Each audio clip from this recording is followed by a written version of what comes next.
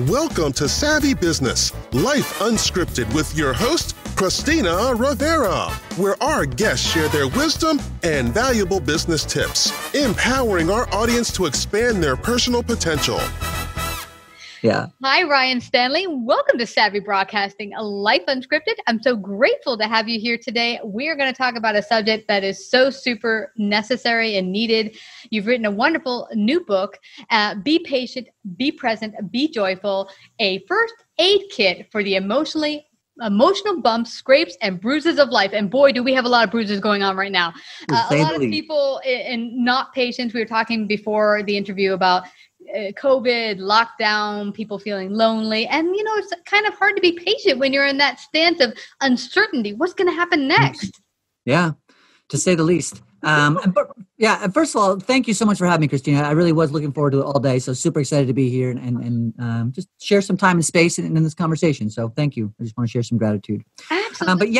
It's interesting. I wrote the book. I published it last year, but at first it kind of, mostly I wrote it for myself as much as I did for the rest of the world. So I always say that, but obviously I could not have predicted COVID was coming. And so, as nobody could have. And so while it went out last year, it's really found a place this year in 2020 with so many people needing more patience, needing more presence, needing more joy, and understanding that they are in a space where they need some first aid, some emotional first aid. Yeah. And so I don't believe in coincidences. I think everything happens exactly as it's supposed to and when it's supposed to. And so, I hope that I'm a blessing to others during this time as that's supposed to happen, right? As it's supposed to unfold. Yeah, because things are growing and expanding and changing. Now, tell me, where did you come from in your journey that you wrote the book? Because it had to come about from a space. Were you impatient at one point or needing to grow patience and presence and joy in your life? I think absolutely we all are, right? It's that whole human nature thing, and still am today. Like I said, there's certainly moments where I can recognize opportunities for patience. I have a 6-year-old and a 9-year-old, so that's probably my biggest. While parenting is literally my favorite thing on the planet, it is also my biggest opportunity for growth in patience and often present. Yeah. So I've been a certified professional coach, like a life coach, since 2009. Oh. So over a decade. I love coaching. I mentioned parenthood is my favorite, but really next to parenthood, coaching is the most fulfilling thing I've ever done. And I'll absolutely do it on some level for the rest of my life. And what brought you there? What brought you to the world of coaching? Like, were you working at another job and thought, oh, I hate this? And then what brought you to that universe of coaching? Yeah, totally. So I've always been a bit of an entrepreneur. Really, I'm kind of a lifelong entrepreneur. I've had a bunch of small projects, or I've just helped others with startups. Mm-hmm. In 2008, I was working in artist management. So I managed a bunch of bands. I'm a huge fan of live music. I loved connecting with creative people. What I loved most about the management piece was helping people be the best versions of themselves, was helping these musicians get clarity on what their goals could be and what their path could look like. A lot of the time, especially for younger musicians, they don't have a lot of support. It's a difficult industry to break into. So they have more people telling them that they're not going to make it than they do have people telling them that they are going to make it. Mm-hmm. So I loved being the person that was connecting with them and letting them know that they can set larger goals. We can step into it. It's going to take work. It's going to take effort, and helping them with that as well. There's other aspects. I didn't necessarily like dealing with shady club owners.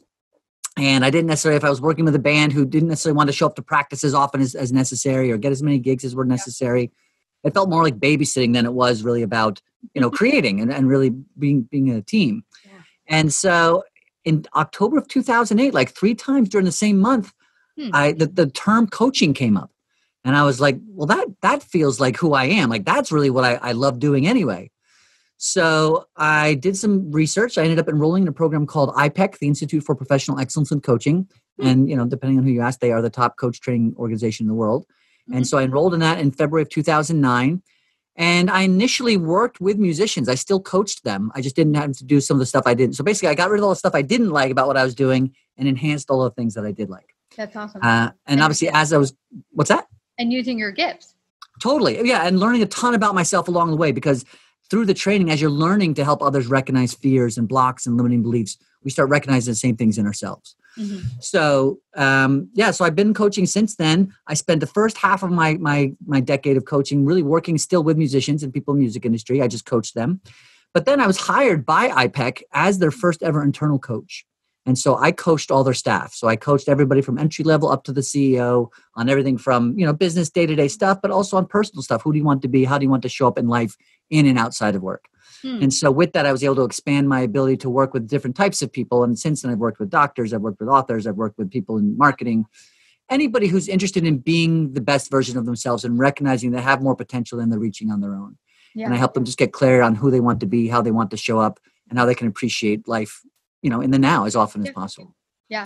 And it's interesting you say that, Ryan, because I think often whatever you're doing in life, whatever job or job or career or profession you choose, often you are naturally living your gifts and talents without thinking about it because they're naturally innate to you and you take them for granted. And so you were already coaching without realizing you're a coach. And honestly, I was already doing what I was doing because when I started on my quest to start a business, I did consulting work. But what was really came out for me when I thought about it is they said, what do I do in corporate that people really take from or enjoy? And it was the fact that I could come in, see a problem and figure out a solution to the problem like that. Business. And then for me, they said, you have this natural curiosity and you really like to have conversations with people. Boom, podcast. So I think when people are trying to search, like, what could be me? What is me? How could I serve the world? It's often just looking at what you already do naturally. Absolutely. And that's exactly what it's like. This is our one life, as far as I can tell, right? Every single day when you wake up in the morning, there's gravity, there's oxygen, there's sunlight, just so that you can exist. And to your point, we know what our gifts are, even if we don't. But if you ask yourself, what do I like to do? Where do I really show up best? What have people complimented me kind of consistently on over my lifespan? And you start getting curious about those different questions. And you say, okay, so how can I do that every day? And you might not discover the first day, you might not discover the second day, but if you ask yourself every single day and start to take note of some of the answers that you come up with, what is even my purpose for today, right? Some people get caught up in the concept of having to have a life purpose. But if you can change that to what even is my purpose for today, and you start tracking that on a regular basis, you'll start to come up with some themes, and you'll recognize who you are and what you're supposed to be doing, for now even. And then just knowing that doesn't have to be that forever, but who do I want to be now? And then allowing it to evolve. Through creativity, through gratitude, through intention, through purpose, through accountability. Every single moment is an opportunity for us to decide who we want to be. And so it's up to us, to hold that responsibility tightly, right? And decide what we want to do with it. Well, you mentioned some things before the interview. You just mentioned something very important here. You mentioned before the interview how building a life of patience and presence and joy often comes from just being curious about things instead of being so critical, but taking the critical angle and shifting it to curiosity and saying, why am I responding this way to this? Absolutely. The other thing right now about responsibility, share a little bit about those two concepts. Yeah, please. And happily. So really it's the difference between judgment and curiosity. And so they really are two sides of the same coin, right? I mean, on some level, and this would be whether it be for ourselves or for other people, on some level, we are recognizing something is different and outside ourselves or separated, right? And so we judge it as either good or bad. And on the other case for ourselves, we recognize we're either matching that expectation of good or bad ourselves. But when we can take that and shift it to curiosity instead, and so first I'll go outer and then we'll go inner. Let's just say, the average person, I'll say that they're born in their town and they're raised in their culture, and they by their parents, sometimes in a certain religion, sometimes in a certain town, a certain way of being. And so they view the rest of the world from that perspective. And that's exactly who they are. And so they view what's good and bad and what's better and worse based on how they were raised. And so that same person can go to the airport and all of a sudden see all sorts of different people from all sorts of different walks of life and all sorts of different cultures, and suddenly starts judging them as good or bad. Like, I would never dress that way. I would never speak that way. I would never, right? All these different things. That's good. That's not good. So you just come out of it. You don't realize you're doing it. Oh, totally. Yeah, absolutely. There's extreme judgment, right? Which is clear and obvious, but then there's just, you don't even know. You just are putting them in a box. You're labeling them. And when we start to recognize that person, let's just say there's one person in particular who you find yourself judging as good or bad. That person, if I had been born to their parents on the single day that they were born and lived every single second of their life and had every experience, good, bad, and in between, every reaction to that experience, good, bad, and thought and fears and all these different things come up to this moment when he walked in that airport, I would be that exact same person, right? Literally. And so for me, as someone who's coming from a different town, a different thing, to judge them as needing to be one way or another doesn't even make sense, right? So in that sense, if we start instead of putting them in a box as good, bad, or whatever we're labeling them as, get more curious as to, I'm genuinely curious as to what that person's life might have been like. Why do they behave that way? Why do they dress that way? Why do they act this way? It increases a level of empathy and a level of understanding, and really get to this level of oneness when we start to understand, okay, everybody's on their own journey and on their own experience. And so then the other side of that is when we feel judged by others, right? What someone else thinks about us is literally none of our business because because it honestly has nothing to do with us and has everything to do with them. So in that same example, if someone across the airport is judging me for being a certain way, right? And I feel offended. Why is this person judging me? And whatever. Had I lived every single second of their life, et cetera, and came up and met me and heard what I just said, I would judge me too. So it makes sense that they are, right? So I just kind of want to point that out when we start to get different levels of empathy and understanding. But then also from an internal space, when we start saying, I should be farther along in my career. I should weigh less. I should be in a better relationship. I should, whatever these different things that we say we should, right? If we can simply take that and switch it to could, that is how it's a really easy thing that anybody can do. And it takes you from judgment to curiosity very quickly. So stop shooting on yourself. It's framing it like, if I could be that person, all right, what would I do? Absolutely. Yeah. And perfect. Yeah. And that's when you insert curiosity. So to say, I should lose weight. It almost feels like a chore and like this thing I should be doing and I'm not good enough because I haven't. But to say, I could lose weight. All of a sudden, I mean, even the way you say it and feel it, it feels different, right? I could lose weight. Cool. So what would that look like? I could, I should be further along in my career. Well, I could be further along in my career. Awesome. So what would I like to do to change that now? So your past doesn't have to equal your future, right? Your past equals your present, but only as long as you want it to. Any given moment, you can decide to be somebody else. It's just up to us then to break the old habits and start being more of who we prefer to be instead of who we were. Instead of getting caught in the trap of identity based on our past, we can start creating a future that serves us more by deciding who we want that to be and thinking about that more often.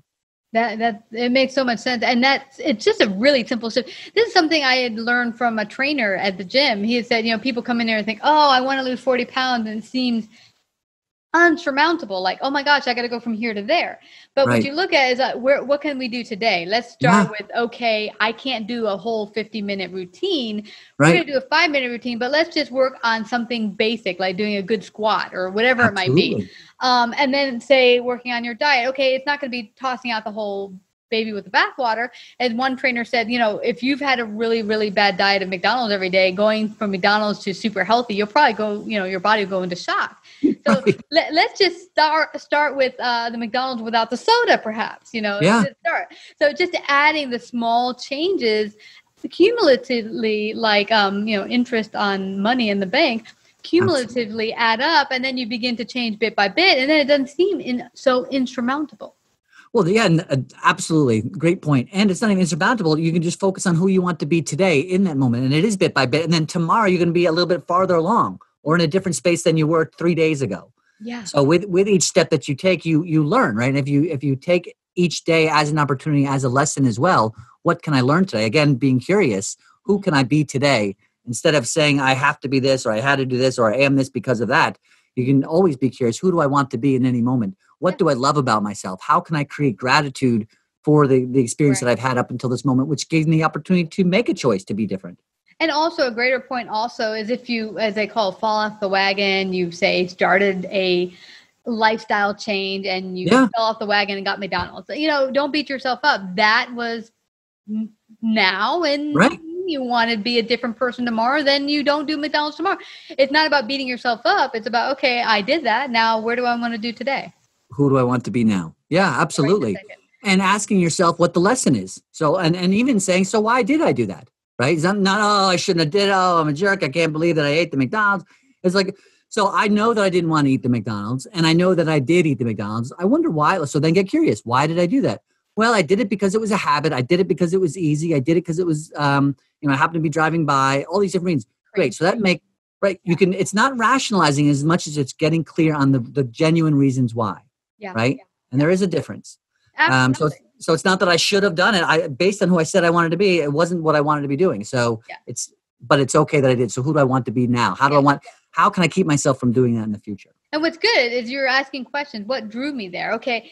I felt the way because I had such a craving. Okay, great. How can I deal with that craving next time? Totally. If craving's a big thing, one gal trainer, what was interesting to me, she said, I found that there's 4 different types of like eaters. Like people like crunchy food sometimes because that crunchiness gets the tension out of them. They're more stressful people, whatever. But she said, if you find out like I like a certain food because it feels comforting, well, maybe you can find a healthier way to get that comfort feeling totally in your life. So it's like a way to find that comfort in a different way, if that's why you have that craving.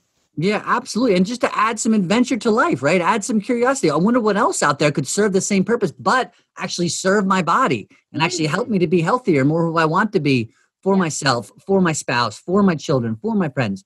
Like that's the other thing. When you start to decide who you want to be, it doesn't always have to be this thing that I'm doing just for me. We can do it for me and for others. And when you give love to others by being the best version of yourself, not only does it serve them, but it also inspires them to do the same. Exactly. I remember a number of years ago when I started to make little changes in my lifestyle, people were like, whoa, I like that. What are you doing? I'm like, I'm just doing a few things here and I'm enjoying it. And I'm trying this new fitness program. And they're like, ooh, I'm going to try it too. And it gets people curious to try it on their own. What worked for me? Maybe what worked for me doesn't work for them. But you mentioned something else, Brian, that I thought was interesting. You mentioned responsibility. What part did that play in building your patience and presence and joyfulness? Yeah. So, great question. In general, so here's the scoop. The book itself. So it's called "Be Patient, Be Present, Be Joyful." It's a short book. If it's okay, I'm just going to dive into a little because this will, in a long way, answer your question. Yeah. So I am not a reader, right?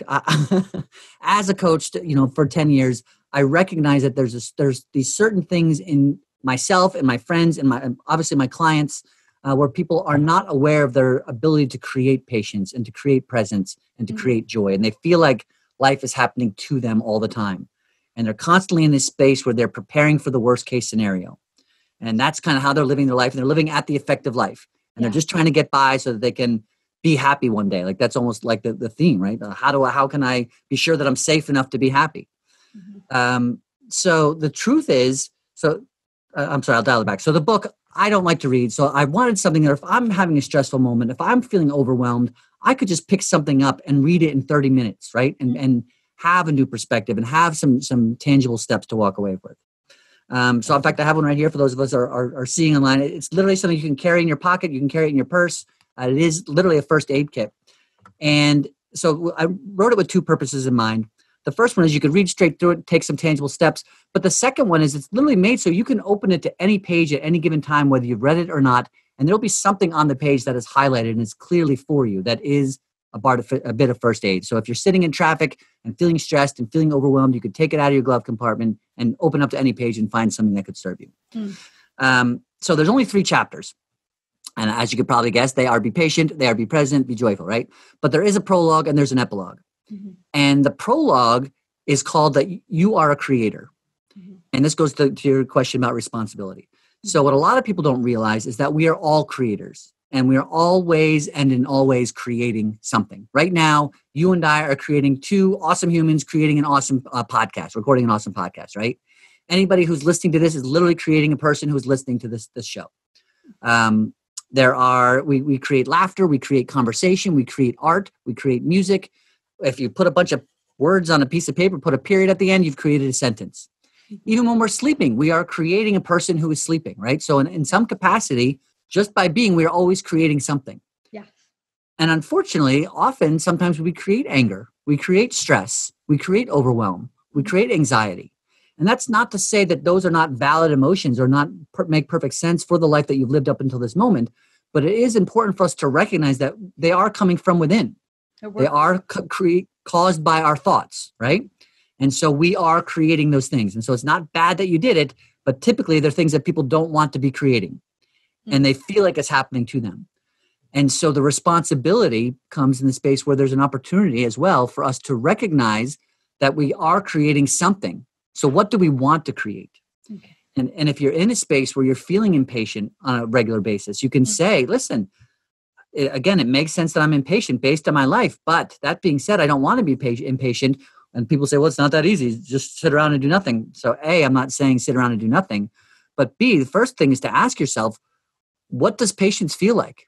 If I did want to create a patient person, how would I behave? How does a patient person behave? And if you know somebody is patient, how would they behave right now? And even by asking yourself these questions, again, shifting to curiosity, you are actually becoming patient because you're no longer looking at the stress of whatever was making you impatient. And you're being curious as to how to create patience in your life. And you say, okay, so if I wanted to create a person who's behaving patiently right now, what would I do? Who would I be?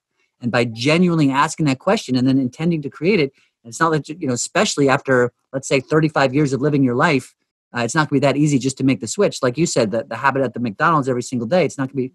But when you start to make the switch and start to recognize that you're being impatient, you can ask yourself, the responsibility comes in, how could I create a patient person in this moment? And again, to go back to, please. What I'm getting from this is that responsibility equals empowerment. I think absolutely. Freedom. I've often seen responsibility as, duty, choice, something that put upon you that's kind of, something heavy. And really, what it is really is empowerment because you're putting the power back in you. I'm the creator of this. I'm not too happy with what I see in my life. And what am I choosing to do differently? Well, absolutely. And then I've been given this gift of life. Like here I am. I woke up today. And again, the sun, there is a sun out that is making me able to exist. There is oxygen. There is gravity. There is water. All these things that I need to exist. And I could do whatever I want with them. So having that gift of life, that's where the responsibility comes in. So this is me. What am I doing with it? Am I doing something that serves the song of my soul? Am I doing something that empowers others to be the best versions of themselves? Am I utilizing this gift that was given to me today and every single day since I've been born to do something that is that recognizes the value of life, I suppose. Yes, absolutely. And so when we start to step into that, not only is it a responsibility, but then it becomes, instead of going from a chore, it goes to a mission, right? So I have a mission, I have a purpose, I have something that I can work on every day. Again, going back to what we said earlier, if you don't know what that purpose is, that's okay too. Who do you want to be just for today? It doesn't have to be this one thing for the rest of your life. Yeah, I love that, Ryan, because then it doesn't bog you down with the over pressure of, this seems too insurmountable, as I said earlier. It's something that you can work towards because you can always be a better version of yourself tomorrow. And we could carry on for many hours, I'm sure, on this topic, but I don't want us to leave without people finding out how they can get an awesome copy of your book, Be Patient, Be Present, Be Joyful. How can they do that and find out more about it? Absolutely. Awesome. Thank you so much. So first of all, it's on Amazon and Barnes & Nobles, wherever books are sold. In fact, unanimous 5-star review on Amazon. So if you're curious, check it out there. That's always a good thing. So if you've got the cart there, feel free to check it out there. But secondly, if you go to ryanstanley.com, that's RYANSTANLEY, you can buy the book there. So if you go there, there will be a button that says Be Patient, Be Present, Be Joyful. And if you click on that, you will get if you buy the copy there, you can get a copy from me. It'll come signed. It'll also come with a complimentary session depending on my availability. Cool. And then listen, it's been a weird year. There's a lot of people out there who maybe their budget is a little bit different than they anticipated it being. So if some of the things we've touched on today, or you're more curious as to what the message of the book is, you can actually get a free downloadable copy by going there as well. So if you go to ryanstanley.com/free-ebook, you can download a free PDF of the book as well. Oh, is it okay if I put that in the show notes? Yeah, please, of course. Yay. Oh, Ryan, this has been so fabulous. I really thank you today for sharing your great gifts and this wonderful book and message with our audience. Thank you so much, Ryan, for coming to Savvy Broadcasting Life Unscripted. Thank you. Yeah, really my pleasure. I hope to do it again sometime soon. You betcha. Thank you, Ryan. If you like this episode, please share. To hear more Savvy episodes and Savvy Biz tips, go to lifeunscriptedradio.com. To become a guest or participate in paid sponsorship, email us at Christina@lifeunscriptedradio.com.